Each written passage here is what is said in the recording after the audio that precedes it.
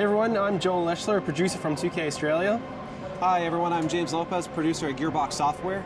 And we're here to show you a walkthrough of our E3 demo for Borderlands the Pre-Sequel. Hope you enjoy it.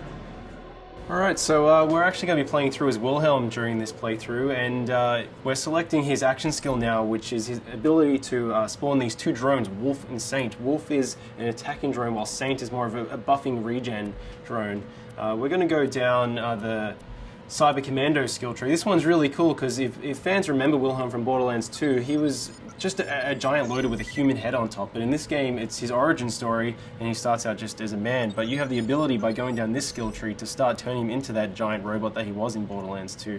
We're selecting the Power Fist skill here, and you'll see that they actually replaced his arm with this robotic one. This one's really cool because it will deal extra melee damage, and you can actually attack enemies from further away.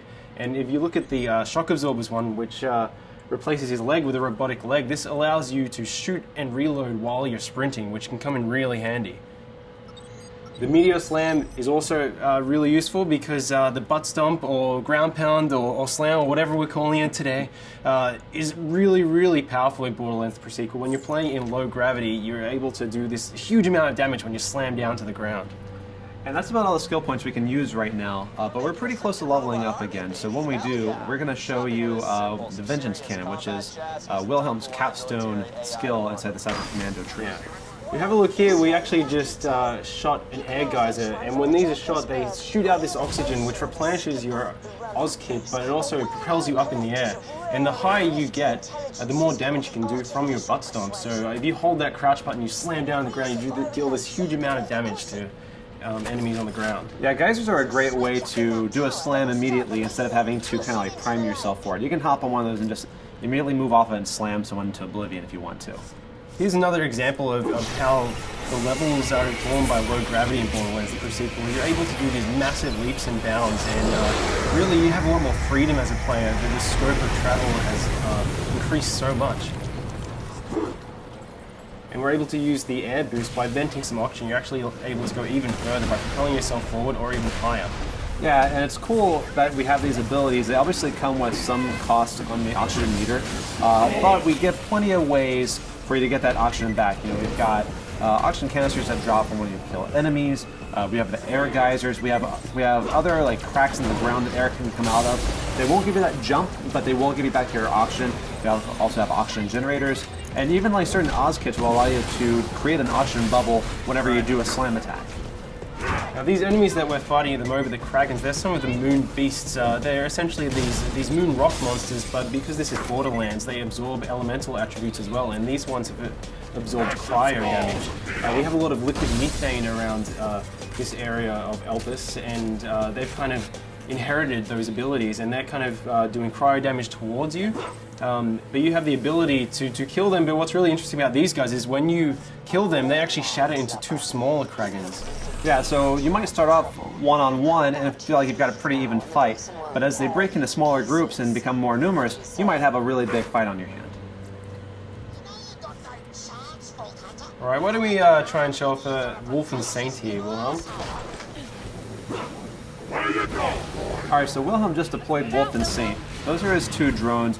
Wolf is going to go out and cause some trouble. Saint's going to stay fairly close by to replenish Wilhelm's shields as if they ever drop. Now, our Wilhelm player is pretty pro, so you know, might need to get a little bit more challenging fight for him. You can see these beautiful ice particles. With the new cryo element that we brought into the game, you can freeze and shatter any enemy, and depending on which angle you attack these guys from, they're actually going to float off into low gravity in that direction. If you slam down an enemy while they're frozen, you're actually going to split them in half and watch their ice chunks float off. Yeah, that's really cool because the way that they shatter is always kind of customized to like whichever way you hit them. So it never really gets old. It's always different each time. It's really fun. Now, our current objective in this particular level is to redirect some liquid methane. We need to get to the Drakensberg, which is this derelict Dahl ship where we've been informed there's a military AI that we can use. Jack wants to build up this robot army. He needs this military AI to use it. So we're currently trying to redirect this methane to cool off a lava river. Now, we were just fighting the Kraken, but over here you can actually see that some of the scabs are actually riding them, which you know, you gotta watch out for because you have two enemies attacking you, and whenever you kill one of these Kraken riders, you might get a couple of little Kraken riders coming out of them.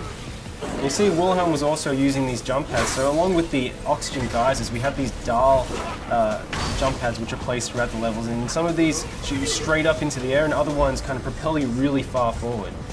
Again, if you manage to chain some of these together, you can get really, really high and do a slam, which does a massive amount of damage. Look at some of these guys, you don't see that some of these scabs have this sort of orange bubble over their head. That's their oxygen bubble. That means that if you crack that bubble, then they're going to take oxygen damage because they're not able to breathe. Which is a really cool way because you can kind of do a hit and run. You don't have to worry about necessarily about finishing them off if you're taking too much heat. You can just wait for them to asphyxiate. But some of these guys also have shields and air bubbles, and so they're a little more of a stronger fight. You have to watch out with those guys because they're more dangerous. So you can see that's an example of one of the dial jump pads which shoots you really far forward. And here we have some of the dial jet fighters, and they're going to fly around and try and do a huge amount of damage to you. And Wilhelm is doing pretty well. Yeah, that was a spot-on hit. That was really good. Oh no, but you fell off the side. That's okay because we've got plenty of jump pads. We have a lot more verticality in Borderlands now than we ever did before. So there's not necessarily any one way to get to this objective. Really, all he has to do is just find either a jump pad or a way to jump from platform to platform. Yeah, something really great about the low oxygen, it allows you to traverse these maps really, really quickly. So because you can make these massive leaps and bounds and you have these jump pads, you're able to get from one end of the map very, very fast and really get an edge on enemies. All right, now it looks like we just leveled up. So we're going to go and put that skill point in Vengeance Cannon. That's really interesting because if you take a certain amount of damage, Wilhelm responds with the Vengeance Cannon and can do a great amount of damage within a pretty generous period of time. You have about 30 seconds of action on this. You can come in really, really powerful when you're under the pump. Yeah. So you can see now we're actually redirecting this liquid methane, so we should be able to go over and try and freeze this lava lake. All right, so once this pipe connects, we actually have another route on how we can get to the next objective. You could just go down to the ground if you wanted to, but because of the verticality in the pre-sequel, we can actually continue along this path here. All you have to do is have the option to make the jump, and then you can actually run along this pipe here. So there's plenty of ways to explore this map and get pretty much to anywhere you need to get. Yeah, it's really cool as well. Our level designers have built the map so, especially when you're playing co-op, you can have each player, they can approach each of these sites from different angles. So we could have taken that pipe all the way along while Athena went down by the ground and went over to the by the jump pad. Yeah, people that are especially fond of sniping should keep an eye out for these kind of opportunities because you get a superior angle from which you can snipe off those oxygen bubbles or just do just a bunch of damage in general. Yeah, absolutely. So we're going to continue along this way, and Athena's going to continue on the ground, and they're both getting that. She's going to jump across this chasm here, and we're going to get on to the next big fight. Yeah, we should be able to ambush these guys by taking them from two different angles. Once Wilhelm, finds a way to jump over this. There we go. All right, so in this area here, we've got some jetpack scavs. We also have some guys that are on foot. They actually see a scav that Athena just killed just flying off in the distance. And he'll go on like that for quite some time. Yeah, if he still has any life left in him, he's getting pretty beautiful. Oh, yeah. Awesome. Oh, no. Athena's down. Hey, Wilhelm, now why don't you go ahead and revive her using the oxygen? Yeah. So you kind of have these cool tactical decisions. You can revive your downed players faster with oxygen than if you just do it the normal way. But that obviously comes at a cost. But sometimes it's really good to get them in the fight faster. Beautiful. You can see we have these jetpack scavs, so all of the enemies on Elpis can take advantage of the low gravity just as much as you can. So if you're getting protection behind cover, they can actually jump over and stomp on you and invalidate your cover just like you can them. We really wanted this gravity system to go throughout every single feature in the game. Which is Did a pretty awesome butt stomp there. Yeah, that was solid.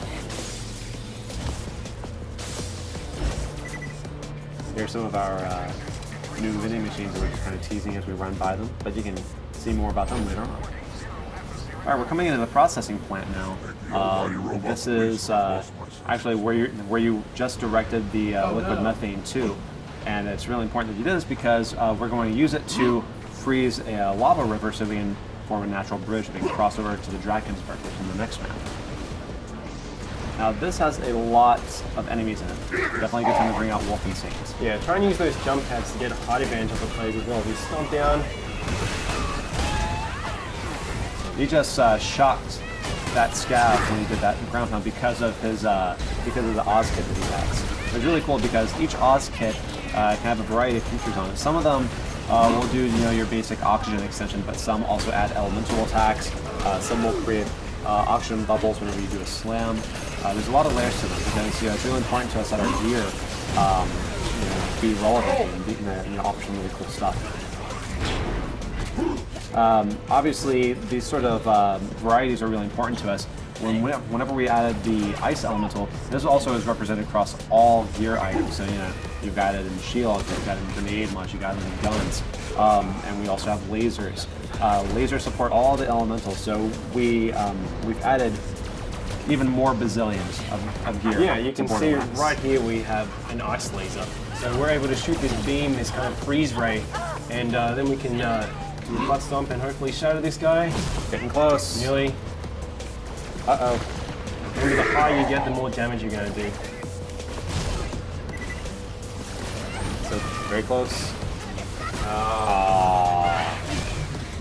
Can you just take our kill? Yeah. That's okay, though.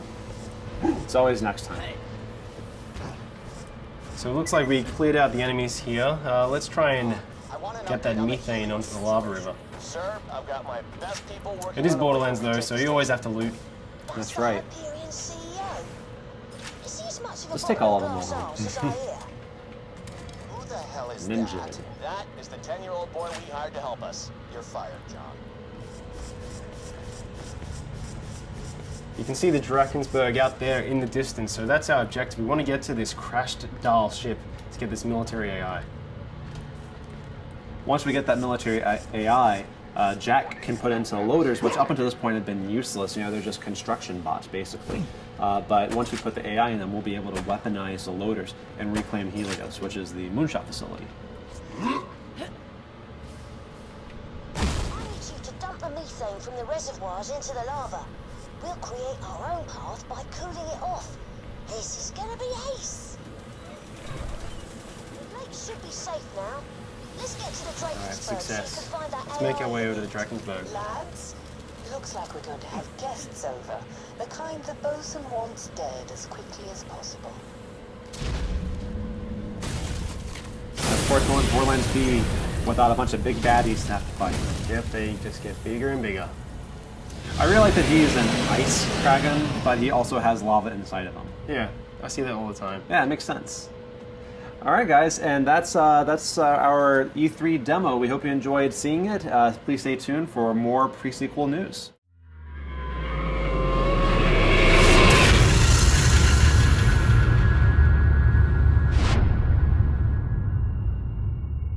You coming?